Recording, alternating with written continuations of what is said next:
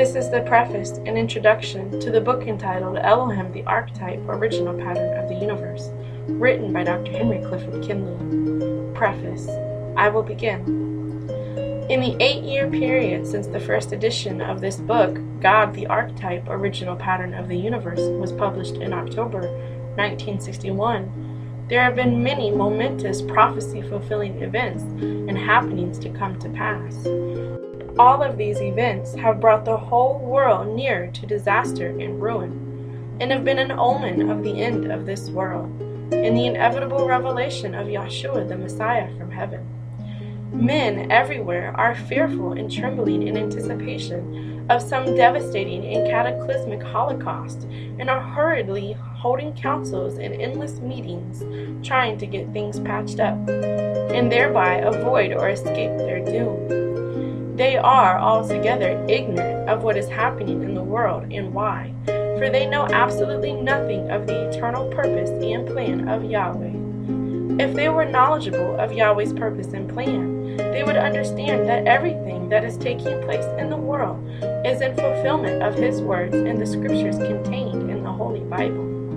They would further understand that there is nothing that any man can do to obstruct, hinder, or impede the carrying out of our eternal Creator's will and predetermined counsel. Isaiah 46 and 9-10. When one takes a good look at the present world situation, he finds that there is hardly any political, ecclesiastical, scientific, or social institution, racial or ethnic group, or geographical location that has escaped involvement in the violent and turbulent changes that are transpiring in the world. The Roman Catholic Church, that great bastion and citadel of Christianity, has fallen flatter than a fritter. The present-day Roman Catholic Church would not be recognized by any of its past rulers and adherents if they were raised from the dead, and they would be utterly shocked to see the ruin and dismal decline of the once proud lady of religious demagoguery. The death of Pope Pius XII marked the end of the old order of religious tyrants and ecclesiastical bondage, and the succession and reign of Pope John XXIII marked a transitional period in which the long-held customs, tenets, and traditions of Roman Catholicism began to shake and tremble. The convening of the Second Vatican Council on October 11, 1962, and the succession to the papal throne of Pope Paul VI began to put the finishing touches and to signal the death knell of Christendom's loftiest constituent. It should be categorically declared that the 1961 publication of Elohim the Archetype, Original Pattern of the Universe, and its perusal by these popes, cardinals, archbishops, and laity has been responsible for the profound changes that have taken place in the Roman Catholic Church. For this work exposed and revealed the satanic workings of this organization, and they have been feverishly trying to rectify the obvious errors and foolish blunders that mark the organization as the modern-day Babylon. There is chaos and confusion, and a definite schism in the Roman Catholic Church, and many thousands of laymen, priests, and even Jesuits have left the ranks of the Church in open defiance to the Pope and the ruling hierarchy, and have started underground churches. These have expressed openly their disgust and discontent with the Pope's rulings on birth control, the demotion of saints, the participation of priests and bishops in the decision-making policies of the Church, and his forbiddance of the priests to marry. All of these events have happened to the Roman Catholic Church in fulfillment of the prophecies of John the Revelator in his vision on the Isle of Patmos, as recorded in the 17th and 18th chapter of the book of Revelations. It was and is absolutely necessary that Satan be revealed or exposed before Yahshua the Messiah is revealed from heaven, taking flaming vengeance on those who know not Yahweh. The Protestant faiths, too, are implicated in this religious and theological deceitfulness, for they are guilty of the same practices and errors of the Mother Church. They are busily trying to join ranks, thinking that there is strength in numbers, and they openly admit that the number of their divisions is appalling and disgusting. Their congregations are also dwindling, and one does not have to go far before he finds a church building for sale, for they are suffering also from the same spiritual wickedness and desolation of abomination, and are being cast down. Likewise, the political organizations of the world have suffered decline and embarrassment and frustrations. Countries have gone off of their gold standards and face economic ruin, while other renowned governments have been stubbornly resisted by small, insignificant countries in armed conflict. Political heads of governments have stepped down from their high posts in disdain or been ousted or assassinated in civil strife in the streets, and on the campuses of universities is rampant, with no one having any answers as to why these things should be or as to the ultimate end of these upheavals. Nations have armed themselves to the teeth with devastating and destructive nuclear weapons, and are nervously watching one another in order to be the first to push the button to release these terrible instruments of war. For they fully realize that the one that strikes first would have a decided advantage. So, we all sit like ducks on a dry powder keg, awaiting the inevitable spark that will blow us all into total oblivion.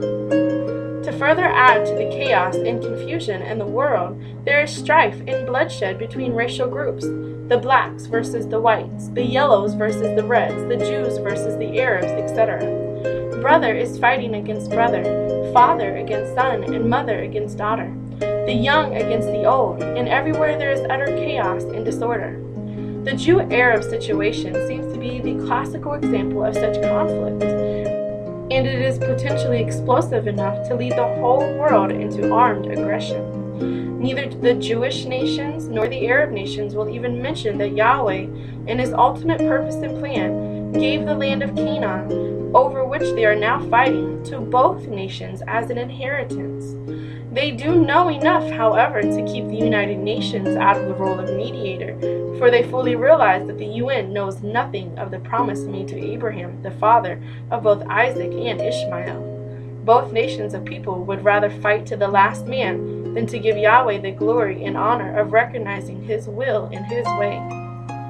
The matter of the young people and teenagers uprising needs special mentioning, as these youngsters have come to the realization of the hypocrisy of Christendom and of their parents, and have openly revolted against them. They have no further confidence in the government, their church, their teaching institutions, or their parents, and rather than to be a hypocrite, they have just given themselves over to whatsoever they will. They take drugs openly and defiantly, they make love openly, they dress as they desire, and raise hell whenever they choose. They are not shackled by any morals, laws, or religious dogmas. It must be said for them that most of them are too honest to be a hypocrite. It is in the climate of the above-mentioned conditions that this second edition of Elohim the Archetype, Original Pattern of the Universe, is being published, and hopefully we are endeavoring to reach the masses of the people who are in the doldrums of despair and hell. No, there can be no drawing back from the inevitable destruction of the world, for Yahweh has purposed it to be so. But it is possible for one to free himself from the bondage of sin and ignorance, and to come into the ark of safety in the glorious liberty of the sons of Yahweh. No one in his right mind could think that the world is going to go on, and that eventually peace and harmony would prevail, for this has never been the case, except for very short periods of time since man has been upon the face of the earth. It is the mercifulness of Yahweh to provide a way of escape out of this doomed world, and we should be eternally grateful to him for this precious salvation. That was the preface of the Elohim the Archetype, Original Pattern of the Universe. Now I will read the introduction. This book, entitled Elohim the Archetype, Original Pattern of the Universe, is written and composed of 4 volumes, entitled 1. Elohim the Archetype, Original Pattern of the Universe. 2. The Prophetic Birth and Mission of John the Baptist and Yahshua the Messiah. 3. Whose Builder and Maker is Elohim. And 4. The Mystery of Yahweh, the Mystery of Iniquity, and the Mark of the Beast. Revelations 10 and 7, Ephesians 3 and 3-5, and Revelation 17 and 5, and 2 Thessalonians 2 and 7. The sum total of these written volumes expresses my true revealed understanding of Yahweh Elohim and the creation as it is recorded in the Holy Bible, and in reference to Yahshua the Messiah, the true Son of Yahweh, and Satan, or the anti-Messiah, the true son of perdition. Yet this understanding is not of my own private and independently conceived imagination. In the month of June, in year of 1931, I, Henry Clifford Kinley, was caused to behold a great panoramic vision, and on the same day I also in turn received the divine revelation of spiritual meaning of the vision. It is this simplified panoramic vision and revelation of the divine pattern of the universe, given to me by Yahweh Elohim, which I have expounded upon through charts and writings to my associates, which in turn has qualified them to detect, identify, and to prove the existence of Yahweh and the satanic mystery of iniquity, and to trace the mark of the beast from its origin and its final conclusion, the lake of fire. This is a more comprehensible elucidation of the first and probably the last manuscript that I will write in my lifetime, as pertaining to Yahweh and his ultimate purpose, which has functioned down through the past and the present dispensations and ages, and will continue to operate through the dispensations and ages yet to come. This great and powerfully psychological experience revealed Yahweh Elohim to me for the first time in my life. Revealed him as he really exists, being the one and only universal spirit and archetypal pattern of the universe. In presenting and explaining this stupendous vision and revelation to you, the reader, I presume that you are honest, sincere, and earnest in your extensive and intensified search for the true Yahweh of the universe. I further assume that you, like millions of other human beings in every walk of life throughout the world, truly want to know Yahweh, our Elohim, as he really is and as he actually exists. Our only purpose in writing this book is to try to help you find and know Yahweh, our Elohim, for your own personal satisfaction and consolation. Although my purpose, as expressed above, is to help every person who reads this book to learn of the truth and find and know Yahweh, I cannot definitely guarantee that in every case I will succeed in my efforts. The only possibility of this becoming a truly accomplished realization in your life, as it is in mine and comparatively few others, lies solely within your own ability and power to accept attested truth and scientifically proven facts. I shall present pure, unadulterated truth and facts to you as they really are, for your careful investigation and consideration. It is quite apparent that you probably will note many statements herein which you shall feel are entirely out of harmony with the general theological conceptions, displaying the semblance of cold-blooded, sacrilegious attitudes. This is not true. Nevertheless, we must, for our own eternal welfare, regardless of our present so-called church affiliation, keep an open mind to proven facts, which Satan, the adversary, who was created to oppose the truth, is always present to influence us in the wrong direction. Did it ever occur to you that we remain ignorant of attested truth and scientifically proven facts, most particularly because we fall to make a personal, detailed investigation of important matters? This failure to investigate positively retards the progress of our understanding and knowledge in every vocation and phase of life, both physical and spiritual. Sometimes stopping and thinking for a moment over the essential things of life eliminates many regretted years of poverty, sickness, humiliation, embarrassment, sometimes death and destruction. Therefore, we should learn to pause and to try to think intelligently before we finally conclude affirmatively or negatively. We should do this before an ultimatum or final decision is rendered on any secular subject. The majority of us are, to some extent, guilty of this negligence.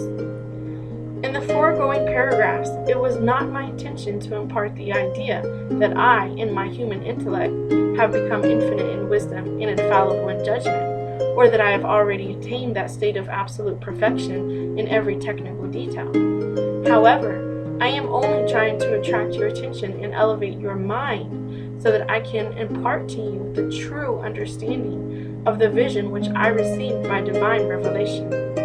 In view of this, the pictorial illustrations and explanations of the vision herein set forth are not to be regarded as that of my own concept or speculation. Therefore, you are advised or instructed to look at the pictorial illustrations and study the biblical descriptions and scriptural references.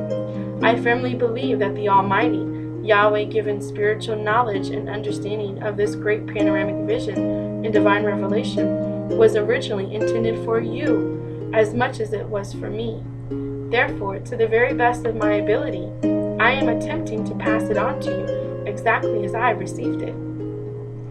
You should be cautioned that I refuse to make diplomatic apologies for stating the truth and facts as Yahweh Elohim has revealed them to me, and I honestly believe that they will permanently remain. Neither do I practice using diplomacy and presenting the truth and facts as they were revealed to me, and as I understand them to be. My method is to hew to the line and let the chips fall where they may.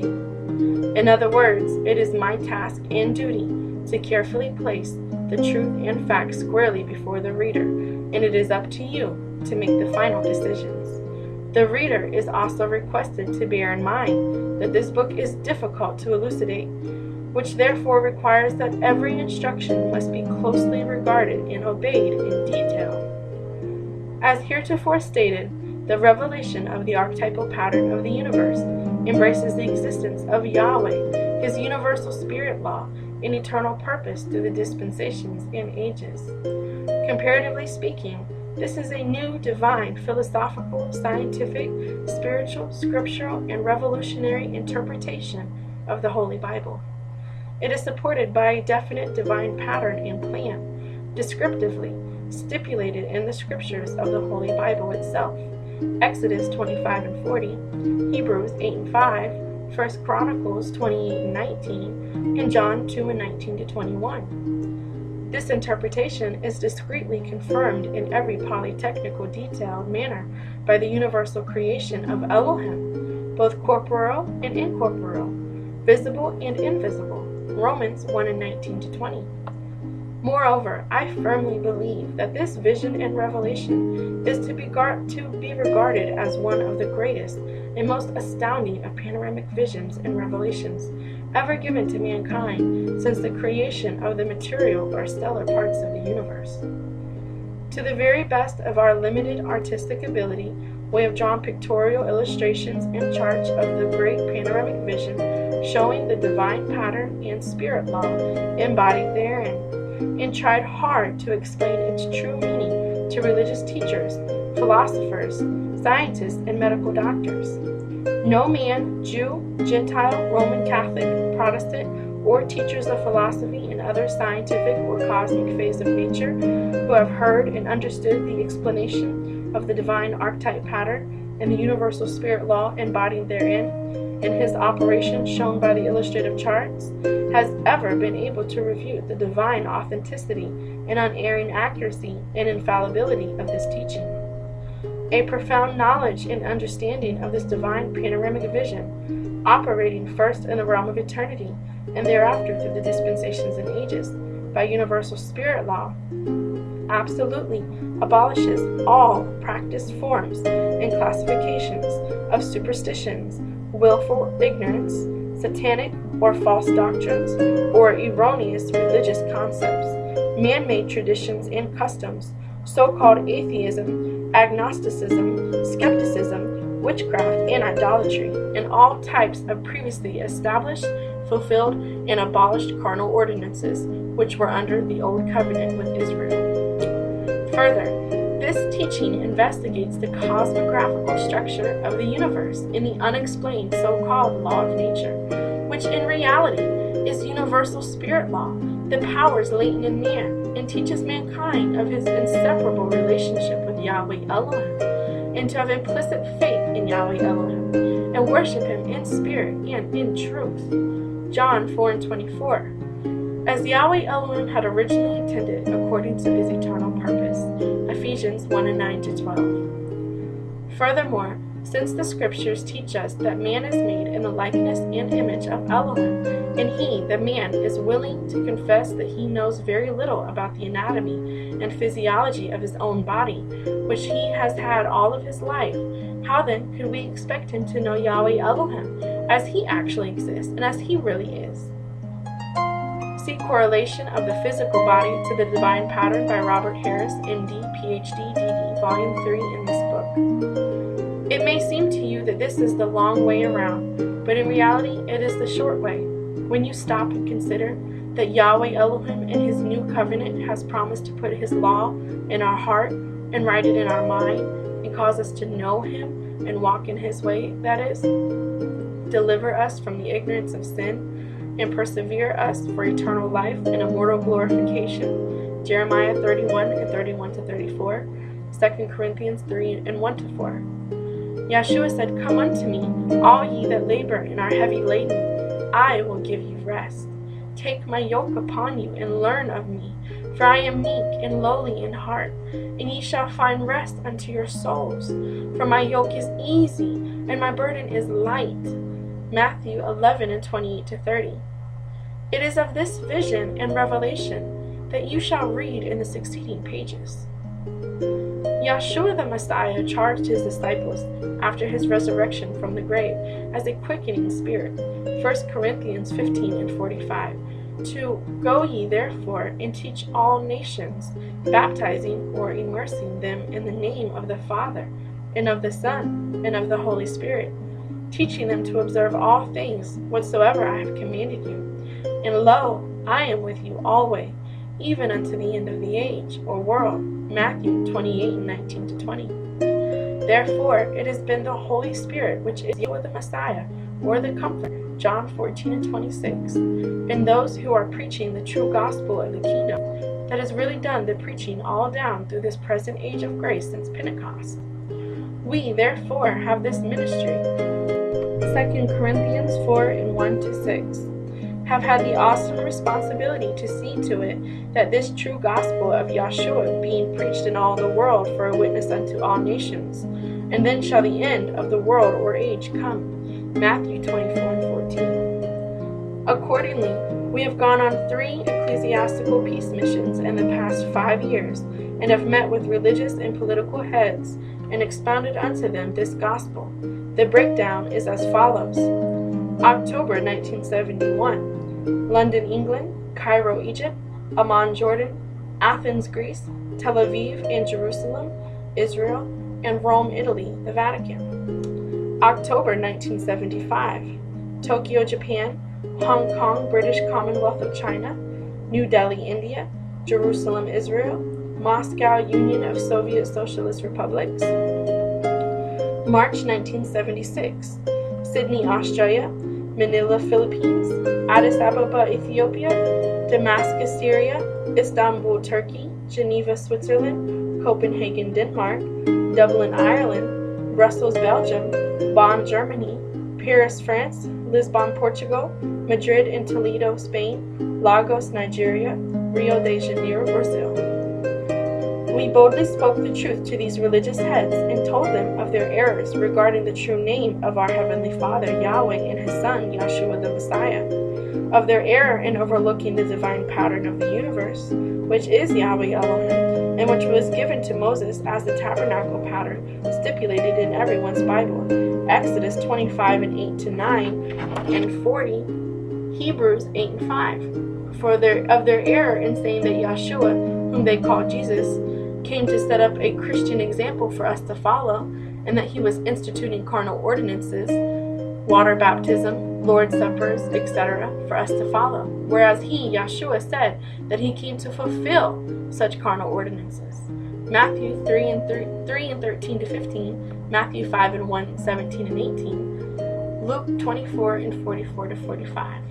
Of their error in saying that Yahshua has gone away into heaven to prepare a place, the kingdom for us, whereas he is really tabernacling in our physical bodies as a quickening spirit, Colossians 1 and 26 to 27. These and a lot of other serious spiritual errors were pointed out to these ecclesiastical giants, and no serious denial was forthcoming from any of them. we notice one particular thing throughout our journey, and that is that the common folk everywhere are hungry for the real, genuine truth and recognize immediately when it is preached unto them, especially in some of the underdeveloped countries of Africa. Having preached the true gospel of Yahshua the Messiah through the world, we therefore know that the end of this world or age is not far off, since according to Matthew 24:14, the end would not come until such time as it is preached. This is also a witness to the fact that Christendom and the other religious beliefs are not the true gospel, as they have been preached throughout the world for a long time, and the end has not yet come. We have a further witness in the fact that our founder, Dr. Henry Clifford Kinley, the man to whom the stupendous divine vision and revelation was given in the year 1931, and who preached this true gospel for 45 years, has now taken off the flesh as of February 9, 1976. And we all know that according to the divine purpose and pattern that we must follow very shortly by taking off the flesh. Also, as the Apostle Paul said, "Behold, I show you a mystery. We shall not all sleep, but we shall all be changed in a moment, in the twinkling of an eye, at the last trump. For the trumpet shall sound, and the dead shall be raised incorruptible, and we shall be changed. For this corruptible must put on incorruption, and this mortal must put on immortality." 1 Corinthians 15:51-53. There is no one that is going to heaven or hell in this physical body, as flesh and blood does not inherit the kingdom of heaven. 1 Corinthians 15:50. As of now, we are supposed to have Yahshua the Messiah, who is a quickening eternal spirit abiding in these mortal bodies, and it is the eternal spirit that will change our vile physical body into a glorious spiritual body as Yahshua the Messiah, who only at this time has an immortal spiritual body. Philippians 3:20-21, 1 Timothy 6:16. Even those who have passed on have not obtained this glorious body, but are waiting for that moment when they shall be changed right along with us. Revelation 6:9 and Hebrews 11:39-40. And one more thing needs to be understood, and that is that Yahweh is mercifully saving a few more souls right in the closing prophetic moments of this age. Not a great number, but a remnant.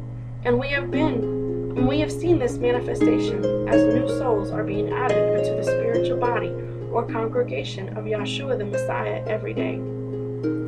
Since it is Yahweh who is saving these souls through his Son, Yahshua the Messiah, he is opening up their understanding right now, and it does not take them a long time to comprehend the truth, as it did some of us older ones.